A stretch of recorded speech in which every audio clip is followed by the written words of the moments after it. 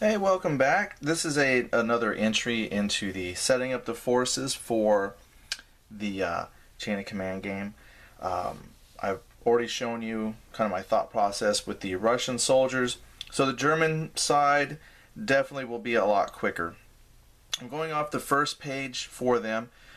Picking just a regular infantry platoon. They did have more options. They had Panzer Grenadier or Fallschirmjäger, so you can do like some airborne troops with them. So just a couple more options. The German or the Russian player had, just an infantry platoon and tank riders. So this gives you just a couple more to play with. Now, going with the standard infantry platoon, it said you could take a standard here, or you could go with the Waffen SS.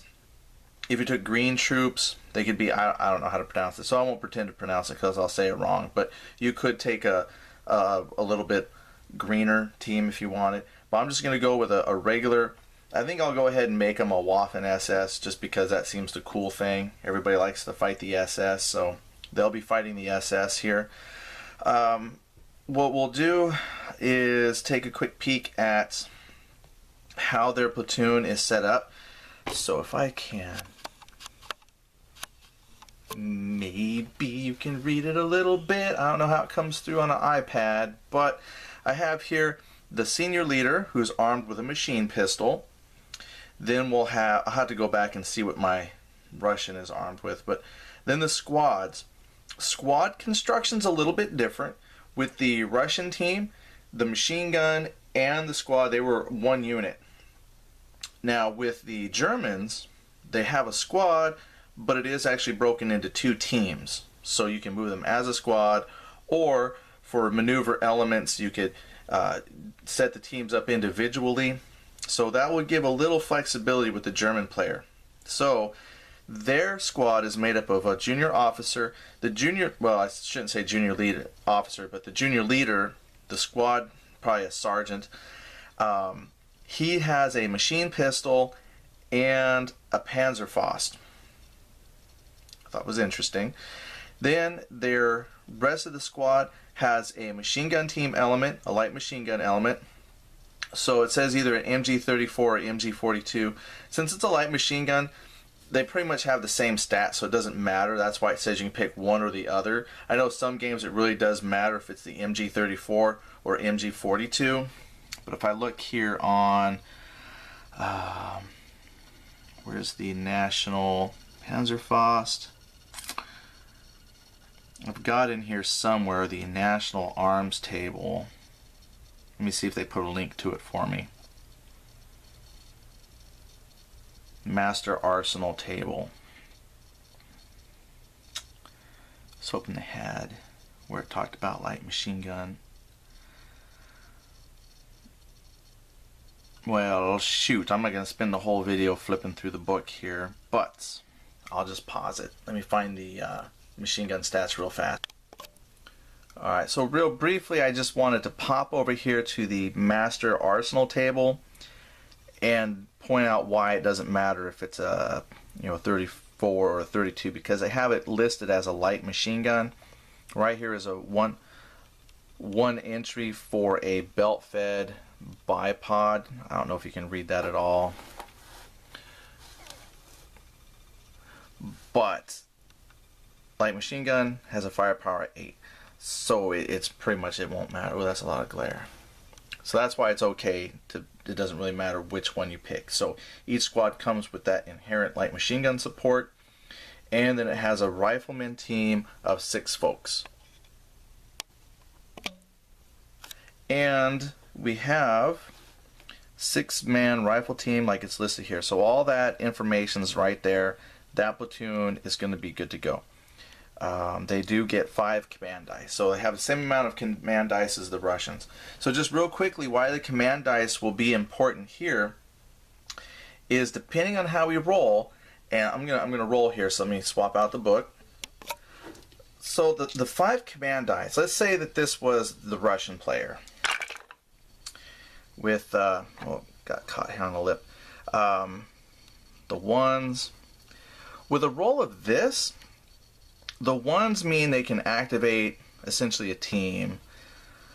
2, is like a team with a junior leader. 3 is the junior leader. I forget exactly. I don't have the book with me, but basically, I would be able to activate team. So I could either activate a machine gun team, or, well, I think the 3 is the section. So I could either activate, just the rifle team, or just the machine gun team and give them an order with the 1. So the German, I can take that squad, and depending on how I roll, like the 3 or the 4, and move the section as a group. Or if all I had was a bunch of 1s, I could say, okay, I'm going to move the machine gun over here a little bit, and then move the rifle team over here. So you actually get a little flexibility with the Germans in the fact that you can actually individually order your fire teams. If this had been the Russian player, they don't have a team. So you actually lose a little bit of flexibility, and you could possibly lose on some dice rolls because they have no team that they can move. Now the rules talk about how you can split your section up and create teams. So what you could do if you wanted, you probably could, using one of your junior leader, is split an element off and make a fire team. So you could move it. It's just, what's nice is the Germans already have that built in. That would actually have to be a command decision done on the Russian player side. Or at least that's how I understand it. Once I start playing through the rules here, as you watch me play my sample game, we'll see if that holds up or not. Last thing to do is put the platoon under the microscope, so to speak.